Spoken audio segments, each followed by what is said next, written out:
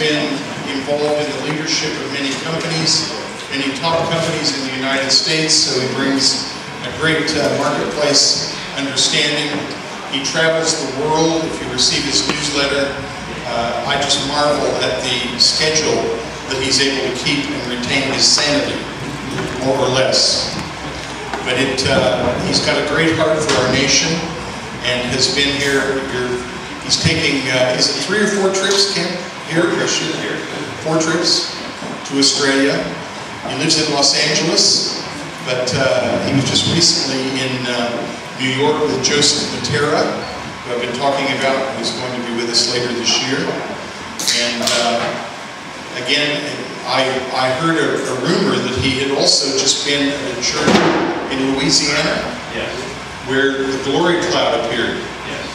I didn't know whether we'd be seeing kind of apparitions of you kind of phasing.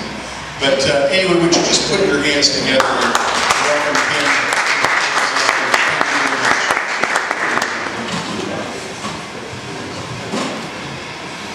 Hi, everybody.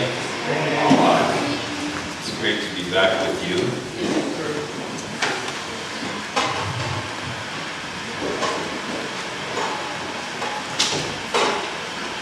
I want to talk about one of my favorite passages in the Bible. There's a couple of you that have heard an earlier version of this message when I've been tooling around the country in years gone by, but I haven't preached this message in several years, and like I said, you heard an earlier version of it anyway. I was updating it. So, but you know, we're talking about leadership, we're talking about transitions, we're talking about, by the way, before I get too far into this, when am I supposed to stop? 1, okay. All right.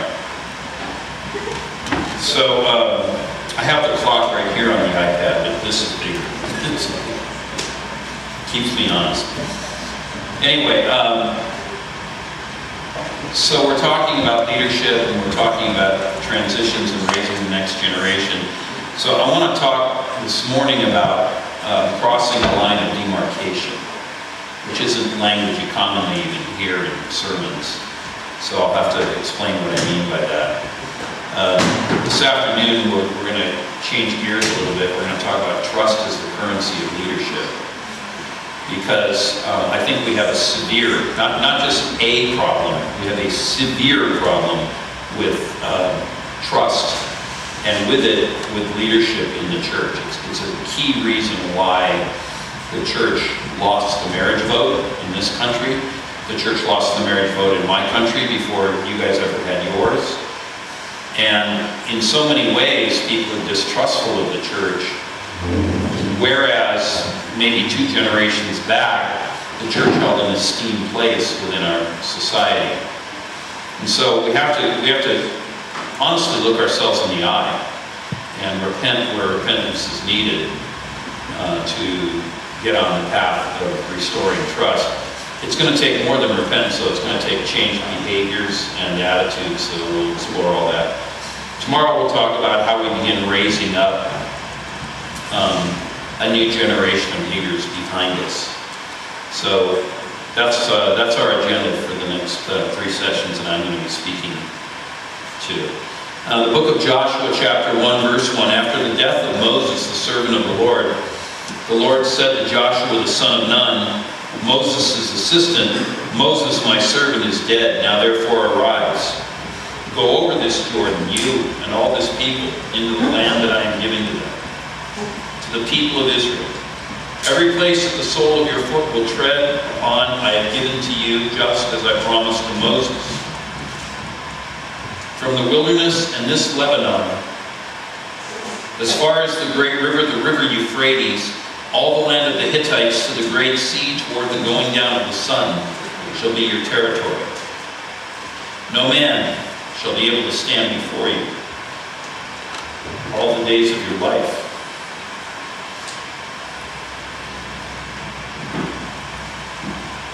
Just as I was with Moses, so I will be with you.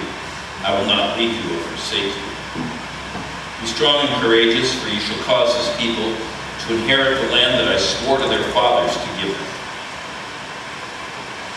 Only be strong and very courageous, being careful to do according to all the law that Moses my servant commanded you. Do not turn from it to the right or to the left, that you may have good success wherever you go. This book of the law shall not depart from your mouth, but you shall meditate on it day and night, so that you may be careful to do according to all that is written in it.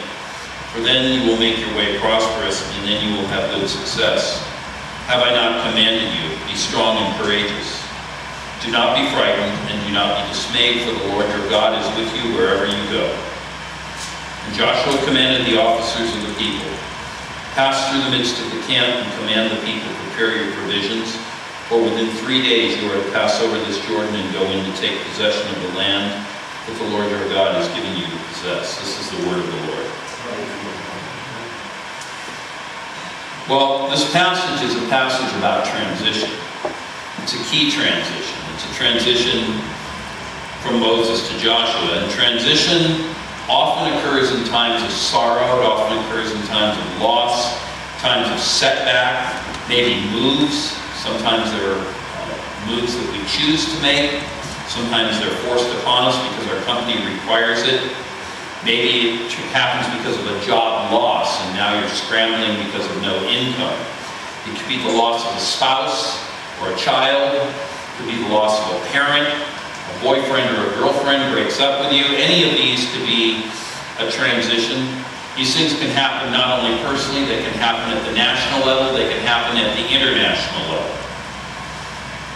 Joshua's line of demarcation, Joshua's transition point, was Moses' death. Now Moses, as everybody knows, and as the passage made clear, was Joshua's spiritual father. He was the father of the nation. And so the loss of Moses was catastrophic, and in fact, it didn't need to happen. It happened because Moses lost his temper once. And God told him for that, you will not get to enter the promised land. And so, I don't know if Joshua knew from Moses that Moses wouldn't be around to lead them over the river. It says that Moses went up on Mount Nebo and he died, and then there was this contention between the devil and the angel Michael over the body of Moses. We don't know if Joshua saw it coming. We don't know if Moses tipped him off. Hey, Joshua, for all that you think I may have done for you, I failed you. And I failed the people of Israel. Because in my anger I struck the rock, and therefore God has said I will not get to enter into the promised land. But what we do know is this: Joshua's leader, Joshua's mentor, was gone. And now Joshua had to step up. And so all that had been poured into him was now being called upon, and it was a sad moment. It was a disastrous moment. The scripture tells us at the end of the book of Deuteronomy, turn my Bible back one page, it says that the people mourned for Moses for 30 days before they moved on. But God managed to bring life out of death. I think that's a really important point to remember, because if we're going to be leaders, if we're going to be people who others want to follow, we have to have a vision for victory. We have to have a vision of winning. We have to have a vision of success. We have to have a vision that God will be with us. And it's apparent from the passage that Joshua, for all of his many qualities, he was a little bit on the fence at this point. Because the Lord had to speak to him again and again, and we'll get to it in a minute as we move through the passage. But the Lord had to remind him again and again, I will be with you. I will be with you as I was with Moses. The promises I gave to Moses will be your promises. Well, there's no reason that the Lord would be doing that, except that Joshua was having a confidence crisis. And you might too. Now, what are some examples of transitions? Well, we could give all kinds of examples of transitions. But for the most part, here we are, we're churchly people, we're at a church conference. And so we could think back over the last several years. We had the transition of Pope John Paul II to Pope Benedict. Benedict didn't take to his role too well, so after a while he resigned, and we got Pope Francis. Those are examples of leadership transitions. There's an Archbishop of Canterbury who's in place right now, they say on the throne. That is another meeting in my country. But anyway, there's an Archbishop of Canterbury who is probably one of the best that the church has had in, well, since Cranmer, really. So since the time of the English Reformation. The Vineyard movement, where I come from originally, is having a renaissance of its own, both in this country as well as globally. And then we come to the death of Billy Graham. Now, I don't know how much airplay this has gotten in Australia, because I wasn't here when it happened. It was only a couple of weeks ago. But this was something that completely lit up the U.S. news media. It consumed the news cycle for a relatively long 36 hours or so. We didn't hear about guns and shooting, and we didn't hear about Democrats and Republicans. We didn't hear about Kim Jong-un and his nuclear weapons. We didn't hear about any of it. All we heard about was Billy Graham, the father of a nation, Billy Graham, who defined American evangelicalism. We heard about Billy Graham and people coming forward telling testimonies of how they got saved under his ministry. Many of them were people that you wouldn't have thought were saved. They brought him down to the United States Capitol and laid him in state in the Capitol Rotunda before they buried him. Well, that's a transition point. So I guess it's appropriate that we talk about a line of demarcation that happened when Billy Graham passed. There's been a lot of prophetic words. You may or may not believe them. It kind of depends on where you land with some of the prophets themselves. But there's been a lot of words given that have been flying around about how Billy Graham's mantle is falling on a generation and how there's been a transference of evangelism to the new generation as a result of Billy's passing. Bob Jones famously prophesied before his own death 4 years ago that when Billy Graham died, there would be a release of evangelistic grace upon the church.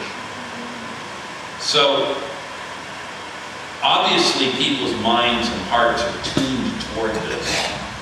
And I use Billy Graham as our line of demarcation because it's so timely. He's only been dead about just over 2 weeks. And so, just as Moses died and the Jews of that day crossed the line of demarcation, so now we are ourselves about to cross the line of demarcation. Well, transitions have occurred throughout history, so the mere event that seems significant may or may not be significant. Transitions have occurred probably in your own lives. You know, I look at this room and everybody's got enough life experience in them at this point. You've been through a few transitions. If not jobs, then deaths, and if not deaths, then churches, and so it goes. And there'll be many more hundreds and thousands of transitions that will occur. Some will be storied, some will be hardly noted. But the thing to take note of in the midst of all this is that even though transitions can be incredibly difficult, I mean, I was at a meeting at Morning Star Ministries 2 days after Billy Graham died. Rick Joyner calls it his round table. And it's a small kind of a group that are among his closest friends and advisors. And, you know, people around that table were breaking into tears as they recounted Billy Graham. In the first session, we had other things we were going to talk about, but we spent 2 hours just singing the praises of Billy Graham. Included in that crowd there was a man named Jim Baker. You might have heard of him. He had a TV show, and he and his wife fell into trouble with the U.S. authorities, and he did 5 years in jail. But Jim Baker was telling a story about one day he was cleaning toilets in the federal penitentiary. And he said, "Have you ever been in jail?" I said, "You should try it once." He was obviously being a little bit glib. But he was talking about the lessons he learned during his time in prison. And he said, "One day I was there on my knees scrubbing out toilets in the prison, and the guard came and got me, and he said, 'Mr. Baker, you have a visitor.' And he said, 'Well, who's here?' Because nobody comes and visits Jim Baker. Because when Jim Baker fell from grace, it was a long, long, long fall before he hit bottom." And the guard said, well, Mr. Baker, it's the Reverend Billy Graham come to see you. So Jim Baker got up and kind of brushed himself off. Billy Graham hadn't brought an entourage, all he brought was himself and his Bible. But there was Billy Graham, come to see this man who was a felon, come to see this man who had fallen from grace. Jim Baker had been through his own transition. But he said to us in that meeting, through tears, he wrote, I'm starting to cry talking about it. It's not even my story. But he said, I realized that if a man like a Billy Graham can see me in a hellhole like that, and that's the word he used, there was hope.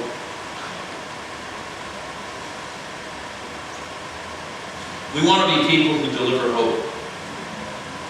We have to bring hope to people. And much of the time that's going to be because we walk with them in the places of life that are ugly, that are difficult and messy and nasty. And if there's one thing you hear me say this weekend, this is it. I don't care if you hear anything else I'm going to say to you. I want you to hear this.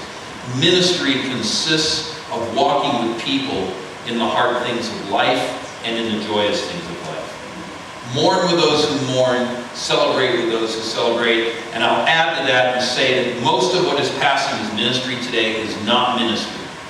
Because most of it is turning into a celebrity culture, and most pastors that I seem to hear about, I don't know if it's the ones I go to their churches because I think we're somehow more aligned in our value system. But most pastors are not actually taking care of people. They're running churches, they're dealing with the city council or the shire council, they're busy worrying about whether there's enough toilet paper in the bathrooms, and they're thinking about all of the mechanics and so forth of ministry, but are they actually ministering to people? The answer is maybe not. In fact, I dare say mostly not. And I know this because I've been all over this country, I've been all over my country, I've been to many other countries, and I think the skills and the disciplines of pastoring are largely being neglected by the very people who wear the title of pastor. So, Jim Baker had gone through his own transition. And he was cleaning toilets, and a man named Billy Graham, the most famous evangelist in the entire Western world, came and visited him with no entourage, no media, no Twitter, no Facebook, no selfies. He just came with his Bible tucked under his arm, and he sat and he talked to Jim Baker, and he gave Jim Baker hope. And today Jim Baker is back in the ministry. And Jim Baker, I'll tell you what, I never much cared for him when he was doing his thing in the past. I thought he was a charlatan, and maybe history wore me out. But I think I judged the man too severely too soon, because I'll tell you what, when he shared his story, I couldn't believe what was inside of that man. But it would have all just gone down to ash and died, but for the fact that a man named Billy Graham came and visited him in a prison. How many prisons have you been to lately? How many rescue missions have you been to lately? Because part of what we have to do when we are called to be the people of God is we have to reach out to those who are forgotten. We don't just reach out to those who fly business class, who eat in fancy restaurants, or who, ride in black cars. And I've seen way too many posts on Facebook by way too many internationally known speakers where they show themselves having been in the business class cabin of an aircraft, or being picked up by the car, or seeing the beautiful sunset at the $100 a plate dinner. Now, don't get me wrong, I love $100 a plate dinners as much as anybody does. But that's not our calling. That's a side benefit that comes to us maybe if we're faithful, and maybe not. And so, here we are, we're at the Jordan River with Joshua. We've got a whole nation who's looking for leadership and looking for guidance. And their great leader is gone. What's Joshua going to do? Well, he could have imploded, but the word of the Lord came to him and saying, be strong, be courageous, lead my people as they need to be led.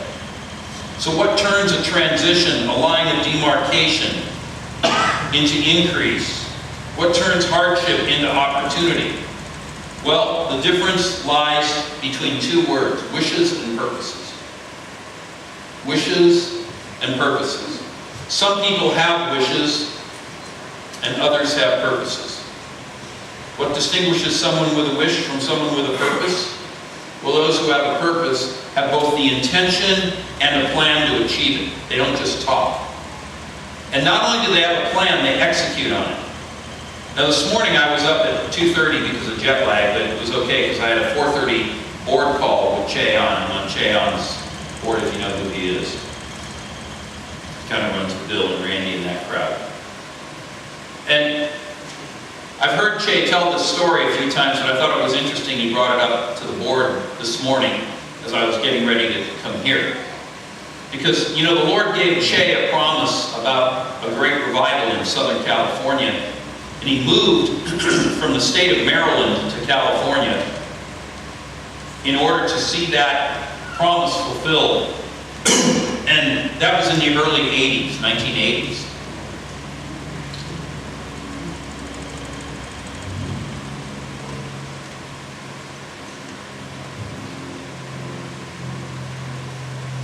Che would tell you that the 80s for him were the hardship 80s. He said he spent 10 years just plowing hard ground. I've heard him say these things before as well, but he said it so eloquently this morning. He said, you know, when I got to California in the 80s, I wouldn't trade it for anything, as difficult as it was. I went to Fuller Seminary, not me, Che. I met Peter Wagner. I started H-Rock Church. And, you know, but it was really hard. And he said, the main thing that didn't happen was the word of the Lord did not get fulfilled in my life. But I just stayed with it because where else was I going to go anyway?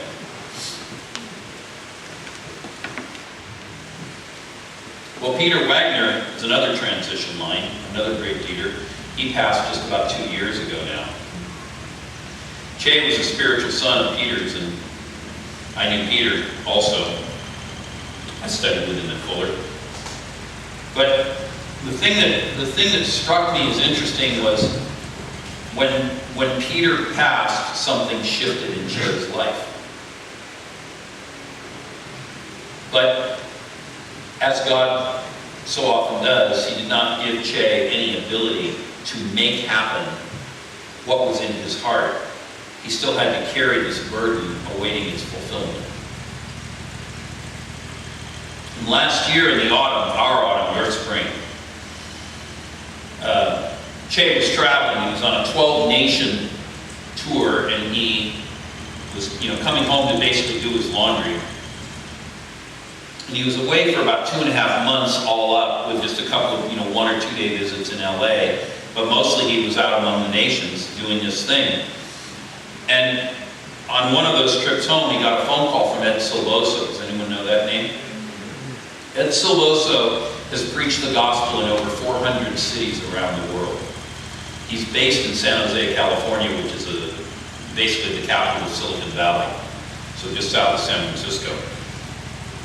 Ed Silvoso called him and he said, I need to see you. Che said, well, that's nice, Ed, but I really don't have time. I'm between planes and trips, and I'm busy serving God, don't you know? And Ed said, no, I need to see you. I'm gonna fly down there and I'm gonna take you to dinner tonight. So clear your calendar. I'm not taking no for an answer. So Ed, it's an hour flight. It's not that far. You flew down from San Jose to LAX. And he took Che and Sue out, and he sat them down at the table and he said, now, about that word that God gave you in 1980, have you seen the fulfillment of it? Che said, no, if I'm honest, I can't say that I ever did. Ed Silvoso said, well, this is the word the Lord gave me, I am about to fulfill. All that you have labored for 3 decades. And I am making you the apostle of Southern California, and there will be a great outpour. Now, I'm using this as an illustration of my point between having intentions and plans. Because I knew about that meeting, and I'm on Che's board, and I talked to him enough to know what's going on with him. And he was animated by this word. He was excited by this word. But you know what he did immediately afterward?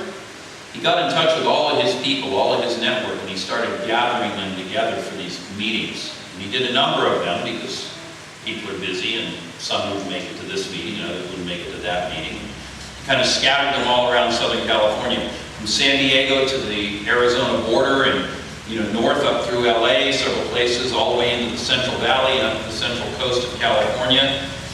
And he started laying plans for these outdoor gatherings where there would be outreaches, and they're going to call them Jesus festivals. He started talking to people about giving into this thing that they're now calling California Dreamin.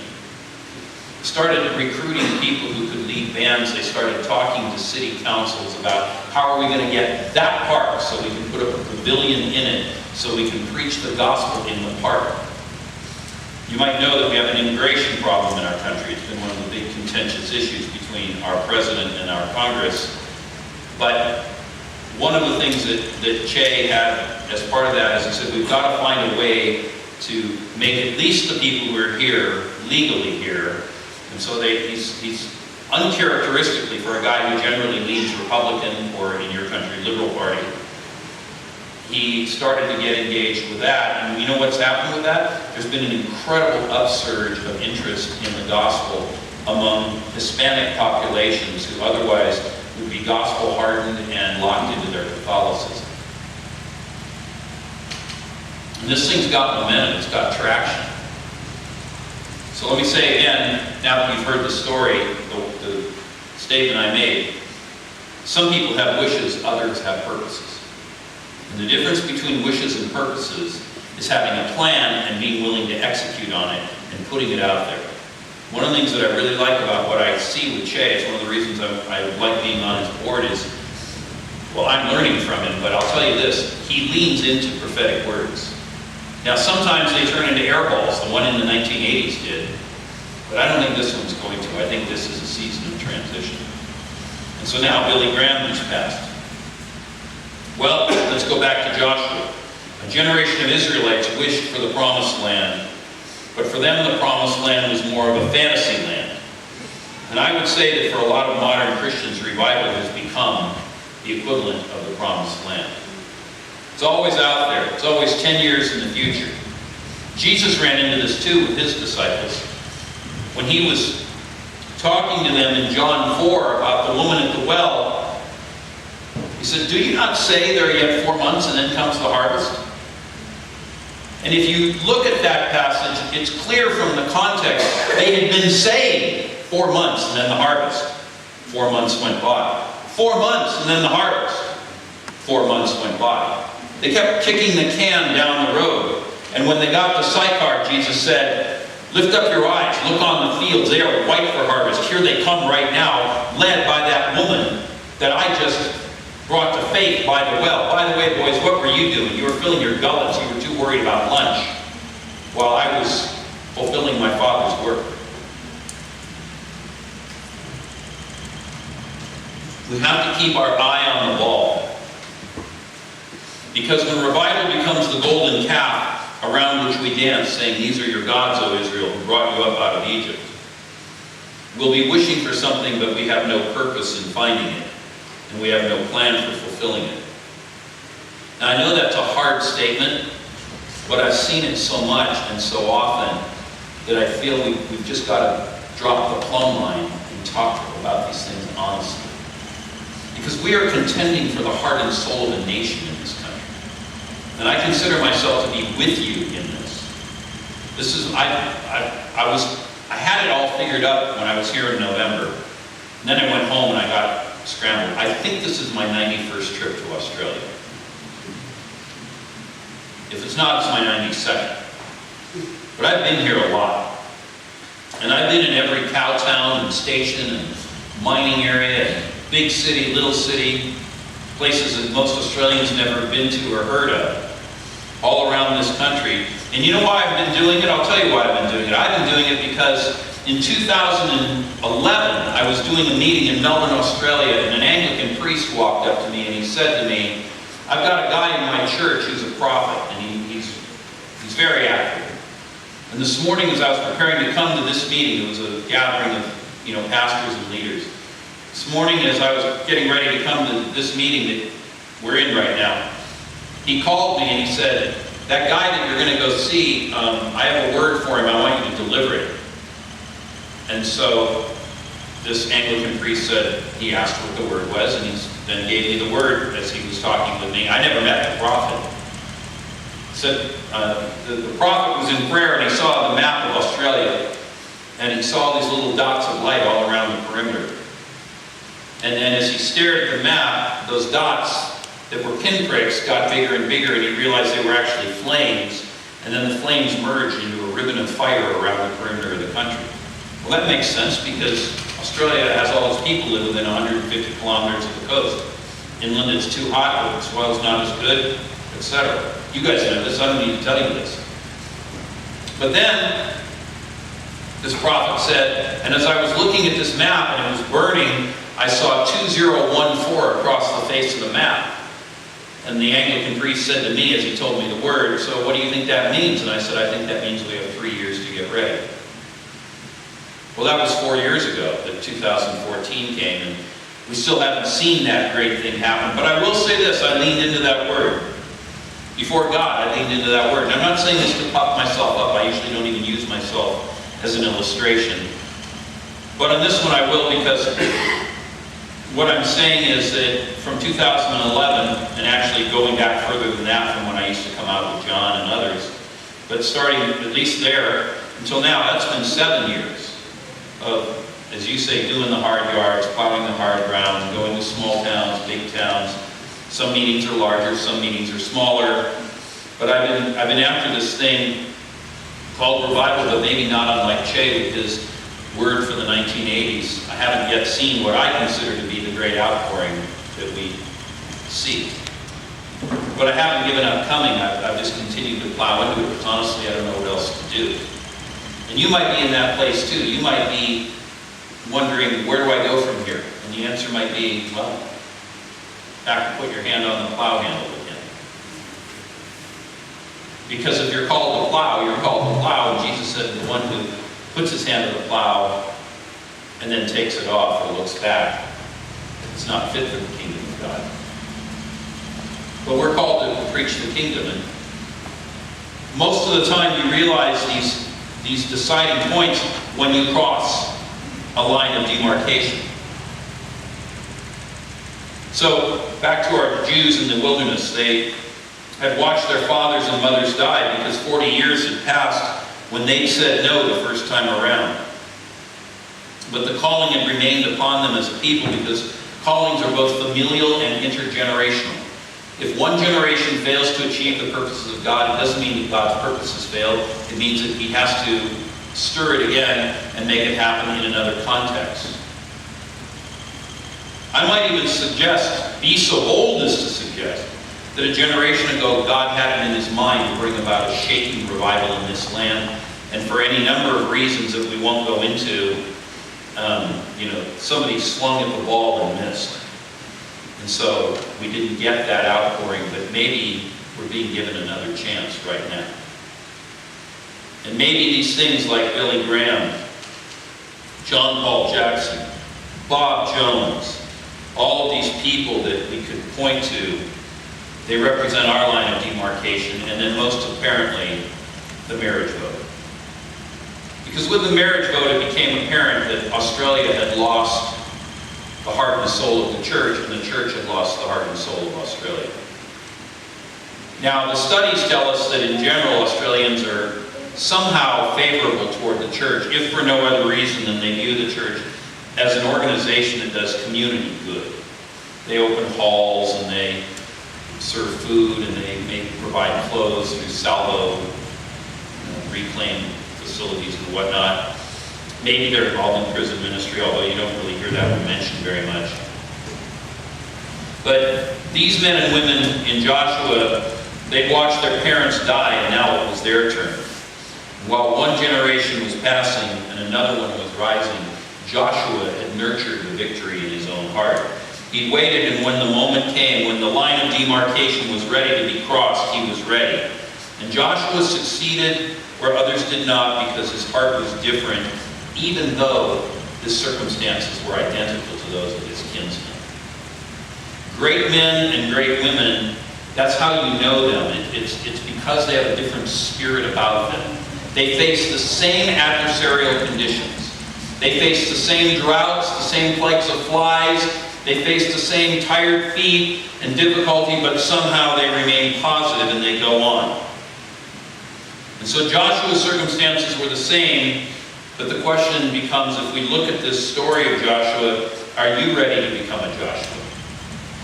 Are you ready to take a place in this great battle of the ages that is about to descend upon us? So great men, great women, they remain great even in obscurity. We could think for a minute about Joseph in the book of Genesis and how he was accused. Well, first he was sold into slavery by his own family. That's a pretty bad start right there. And in my mind, whenever I read that account, I think of him, probably his hands are tied to the pommel of a saddle. If he was given a mount to ride, he might have been walking. And he's looking over his shoulder. Guys, hey, it's me, your brother! But off he goes to Egypt, to a land he doesn't know. He's 17 years old. He gets purchased by Potiphar. He doesn't know Egyptian. He's got to learn the language. He gets hit on by Potiphar's wife. Then he gets accused of rape, even though he's conducting himself honorably. And he ends up in this prison. And it isn't until he's 30 that he comes out of prison. That's 13 years of doing the hard yards. But when Joseph finally stands before Pharaoh after 13 years of beyond obscurities, he'd all but died. What was on him was so great that Pharaoh said, "Who can lead the nation better than this man? Put everything in his charge." We could look at a modern example. I know he's not your most popular example in this country, but Winston Churchill. He was single-handedly responsible for the disaster of Gallipoli. But when he was removed from being First Lord of the Admiralty, the head of the British Navy, that's an esteemed position especially the Britain of 100 years ago. When he was removed from that position, he went home and he tended his garden. But for all of his many failings, Winston Churchill was a man of faith. And as he anchored himself in God and dwelt upon all that God had put in his heart, when Chamberlain came back saying, "We will have peace in our time," and Hitler ultimately made his move and war came to Europe, who did they call on to lead the nation? But Winston Churchill.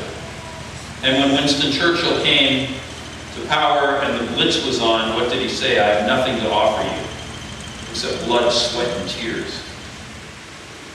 But if Britain should endure 1,000 years, they will look back and say, this was their finest hour." That's what lines of demarcation look like. They aren't always fun.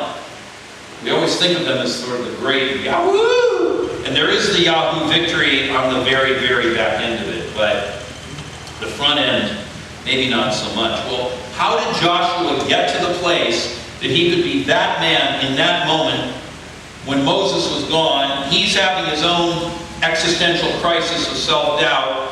How did he get there? Well, the passage gives us 6 keys to his victory, and I think they're a good place for us to start our conversation about how we raise the next generation, because here's the thing. We can't raise the next generation if we aren't the right generation now. And no matter how old we are, we can become those people starting today. And so it's a time to examine ourselves first so that we know we have something to pass on to those who come after. Does that make sense? So the first thing about Joshua is he realized that he was great in God. Now by himself he was nothing. And I would say we need to have that perspective of ourselves. Like all humans, we're made of dust, and some of us are probably nearer the end of the race than the beginning. But the fact of the matter is, in God puts His Spirit into these vessels of clay, and He gives them life. He gives them power. These are not the same thing. Life is, of course, life. It's the vital life force, and it includes creativity and the ability to envision a future. You know, when Adam was tending in the Garden of Eden, I imagine that he looked out on the back 40, I'm sure it was bigger than 40 acres, but he looked out on the back 40 and he said, we need an irrigation ditch down there. And, well, they probably didn't have piping in Adam's day, but whatever they were doing for that, we got to do this to tend the garden. That takes a certain kind of visionary ability, a certain kind of creativity. That's what we talk about with the life force. But then also God puts His Spirit in us that we would have power, that we would have supernatural enablement that goes beyond even what we have as natural human beings. And you know, John Wimber used to say famously, I'm like a sieve, I leak. So you may feel empowered one day and disempowered the next, but you know, if we are going to be a people who rise up and take a land called Australia, if we are going to be a people who do that, we necessarily must have the power of God in order to do it, because in our own efforts it's going to fall over. So Joshua realized his greatness in God. And I'm reminded of the famous passage by the Apostle Paul, Galatians 3:26. We are all sons and daughters of God through faith in Christ Jesus. And because we are sons and daughters of God, we too can be great. Now maybe we aren't great, or maybe we are. I don't know. Let God be the judge, or let others, let another man praise you. But anyway, aspire to greatness. How about that one? Don't be a worm. Lose the worm theology. You know worm theology? Oh God, I don't even deserve to be saved. Oh Lord, Thou art great and mighty, and I am just down here somewhere. And there's a lot of that kind of thinking that infects the church. We need to shift that thinking, starting with ourselves, and we need to call people to a higher way. That they would understand, I am a son, I am a daughter, that in His foreknowledge and election, God decided that I should be on that team.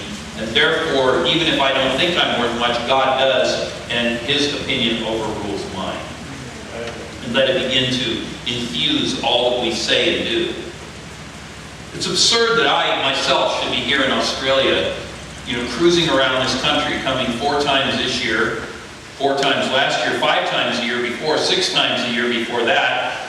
And I've been, on a pretty, I think I've been keeping Qantas Airways in the black. By the way, their service has declined in the last several years. I don't think their new CEO is doing a very good job. But, Joshua marched into Canaan on the basis of God's promise. Here's what the Lord said, every place that the sole of your foot shall tread, I have given you. Every place you set your foot is yours.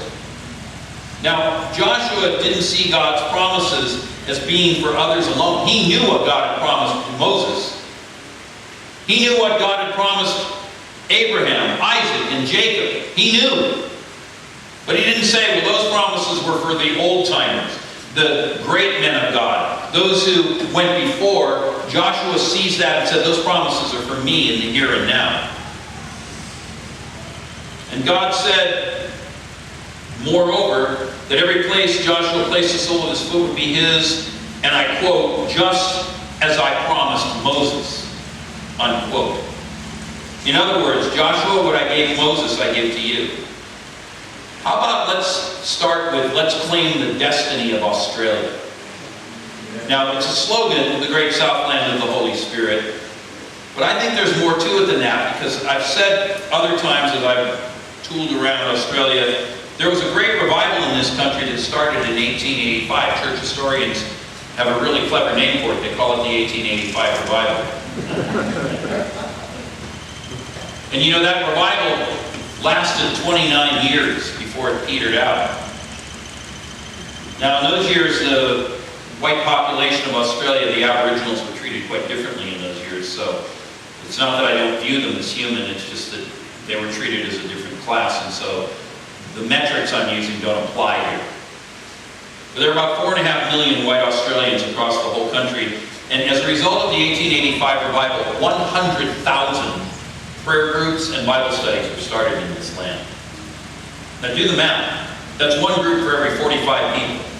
And you know what kicked that off? 2 women who were Methodists, who came from the United States of America. who came from the United States of America. And the 1885 revival ended in the year 1914. Does anyone have a guess what happened in 1914? World War I. Great moves of God have happened in this country, contrary to popular opinion. And your forefathers and foremothers made covenants with God the same way our forefathers and foremothers did. They were slightly different language and slightly different covenants, but the intent was essentially the same. And God had made promises to Moses, which Joshua claimed.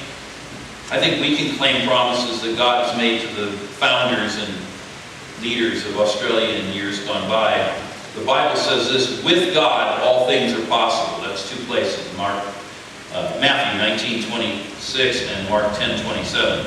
But the key word is with. When we are with God, all things are possible. There's a passage in the book of 2 Chronicles, chapter 15. There's an unknown prophet named Azariah, the son of Oded. It's the only word from Azariah we have in the Bible. But he prophesied and ministered during the reign of King Uzziah. And King Uzziah had gone out to war to defend the nation of Judah against an Ethiopian king who came against him with 2-to-1 odds. The Ethiopians had 1 million men in their army. And so Uzziah mustered the Jews, and they went out to war, and they won against all odds. And as Uzziah was coming back in victory, Azariah, the son of Oded, it says the Spirit of the Lord came upon him, and he went out to meet King Uzziah. And when he approached him, he said, Uzziah, this is the word of the Lord to you. I am with you when you are with me. That's a word for all time. I am with you when you are with me. And so we can have confidence that God will be with us if we are with God. So, take stock of your life, and if you're not with God, change it. If you are with God, then be confident and know that He will be with you, because this is the same promise that God had given to Joshua that He gave to Uzziah. And it's easy for us to see the promises of God as narrowly restricted to another era or to specific individuals. But if that were true, then how are these stories of faith that are in the Bible supposed to inspire us? How do we get inspired if they're specifically about that individual and only that individual? So when we are with God, the entire calculus of the universe changes. The impossible becomes possible. Greatness in God is anchored in God, not in us. And so with that, God spare us from the curse of low expectations. I think one of the biggest problems we have in our churches in the land today is the low expectations that people have. They're beaten down, they're defeated, they're not really expecting much. And in many cases, if you want to take another metaphor, the walls of the city are broken down. People are, oh yeah, the gay marriage thing, well, whatever, let anyone do what they want to do. And that's why so many Christians, even in this country, voted as they did when the ballots came out. Although, I bet if somebody were to do a forensic study, you would find that the election was rigged. I don't think it was as skewed as it appeared to have been. But either way, it was a lie. Second thing that Joshua did in anchoring himself in order to secure victory, and I kind of touched on it already, is he understood that the promises of God, even those given to others, can be ours by faith. Now, in streams like SCAC, Vineyard, some of these others, the whole faith message has been largely downplayed because there's been so much upplaying of it in other streams, and maybe not always with the best of outcomes. And so people have tended to back away. But here's what it says in Joshua 1:4. From this wilderness, meaning the one you're standing in on the east side of the Jordan River, to the going down of the sun shall be your territory. The going down of the sun, that means all the way to the west. Now that doesn't mean where the land of Israel meets the Mediterranean Sea. It means what used to be called the Pillars of Hercules. Today is called the Straits of Gibraltar. That entire territory shall be yours. And Joshua actually had to make some decisions. He had to decide what to possess, where to possess, what to do. So the door of history was about to open at his touch. And with this we can say, as Paul does in 2 Corinthians 1:20, in Christ Jesus all the promises of God are yes and amen. Now, there are some incredibly rich and deep lessons on faith, how we activate it, how we walk in it, how we grab a hold of promises that are in Scripture, how we recognize when God is prompting us. There's a lot we could say about that, but the fact of the matter is Joshua was given such a word, and it didn't just go all the way to the Straits of Gibraltar, which is about 2,000 miles to the west of the shores of the Mediterranean against Israel's land. What about Syria? What about Jordan? What about Turkey? Because it talks about the land of the Hittites. That's the central Turkish plateau. The great river Euphrates is in the heart of Iraq. This is the thing that in the Middle East today, if you travel there and talk, whether Muslim leaders or church leaders, is known euphemistically as Greater Israel. And it's one of the reasons that the Muslims are so on edge about Israel, because they know what the promises of God are. And right now, most of those lands are Muslim lands. But all of these areas are given over to the people of God. And in the time of Solomon and later in the reign of Jeroboam II, the Israelite king, the northern king, much of that territory was under the sway or the purview of Israel. So what was he going to possess? Well, these promises that Joshua was grabbing a hold of, they've been given to Abraham either 440 or 470 years before. That's a long time. That's almost half a millennium. What a ridiculous thing to grab a hold of some ancient word that maybe wasn't even written down to some father of the nation and say, this word's now coming to me and I'm part of fulfilling it.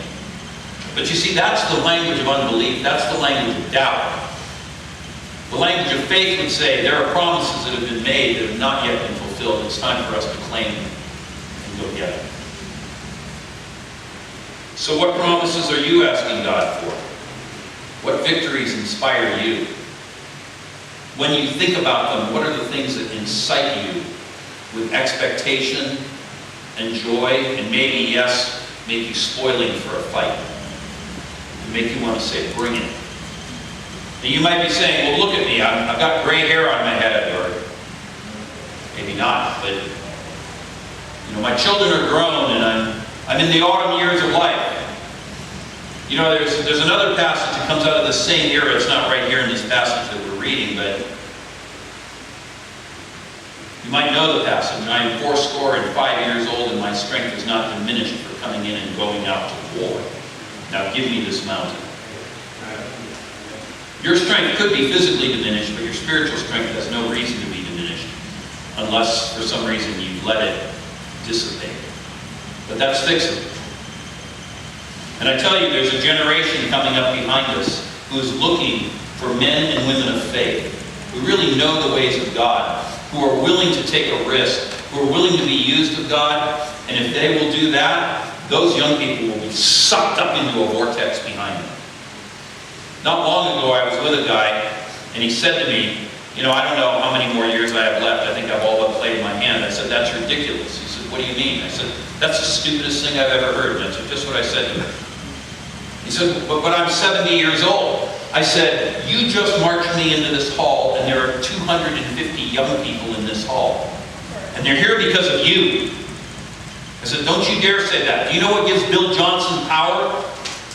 It's because he's a man of faith, and young people see it, and they come by the thousands to attend that school that he has in Redding, California. Do you know why they're going to Redding? Because they can't find it in Perth, or Sydney, or Melbourne, or Adelaide. They're looking for that. They want that. And we can be that too. And one of the things that Bill talks about is grabbing a hold of these promises. Yeah, it's a little more faithy than what we teach in SCAC or Vineyard or some of these other streams that come out of that edge of the church. So what? It's working great.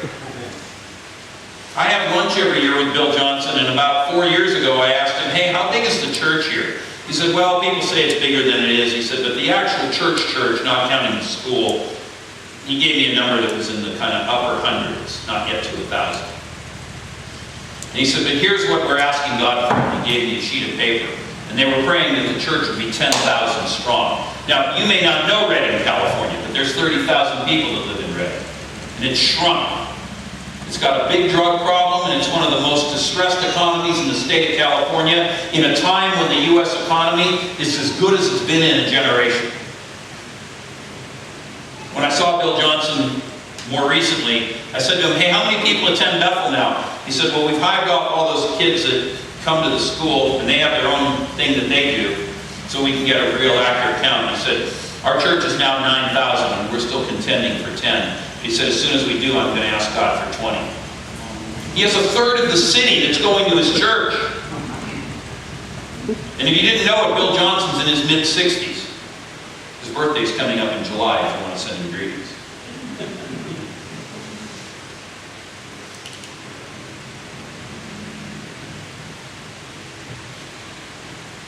What promises are you asking God for? I have a note in my Apple Notes. So being Apple, it distributes equally across all my platforms. It's on this iPad, it's on all of my phones, and I have 3 of them. Don't ask why, but I do. And it's there, and every day I click open that, and every on there I have a note. What I want God to do in 2015. What I want God to do in 2016. What I want God to do in 2017. What I want God to do in 2018. And you know, almost all of my 17s, or 15s, 16s, and 17s have written next to them in bold letters, done, done, done.